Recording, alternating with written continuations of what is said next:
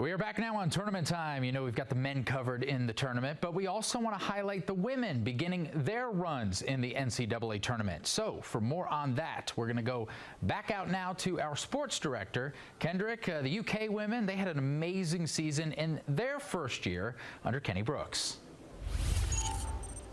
Brian, Kenny Brooks hit the ground running with this UK women's basketball program. How fast, you wonder? They won 16 of their first 17 games in the Kenny Brooks era, led by their point guard, Georgia Amore, who came to Lexington with Brooks from Virginia Tech. The Kentucky women finished the season with a 22-7 record and were ranked as high as number 8 in the country during the season. Kentucky wins the chance to host the first 2 rounds of the tournament, beginning with Liberty and their head coach, Kerry Green, on Friday. And, I played against him a lot when I was at James Madison. I played against his teams a lot when I was at Virginia Tech. And get an opportunity to play against him again, you know you're going to play against a very well-coached basketball team. So it doesn't matter what the seedings are at this point in the year.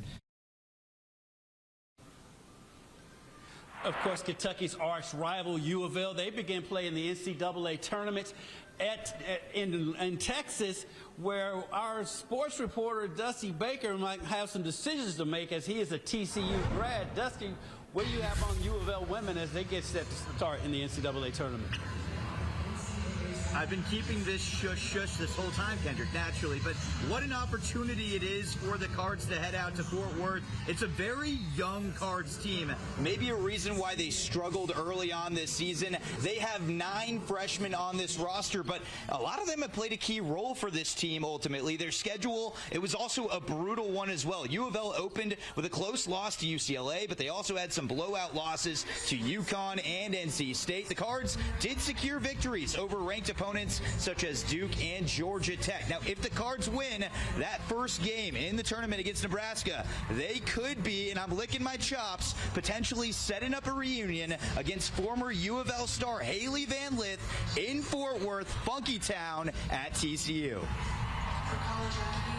The urgency and the importance it has is top notch. So I know we're going to have an unbelievable game, our first round. So I'm not even worried. We have to get past the first round game before we worry about a second round game. Yeah, Jeff Wallace is correct about that because they have to go up against the 10 seed Nebraska, who went 21-11. They also gave UCLA a bit of a fight there in the quarterfinals in the Big Ten tournament. But Brian, I would be lying if I said I wasn't particularly interested in what that second round matchup could possibly be out in Fort Worth. Funky Town could get real crazy real quickly with the Cards and the Frogs. Your old town versus your new town. This happens so often. This is why we love March Madness. We'll see what happens.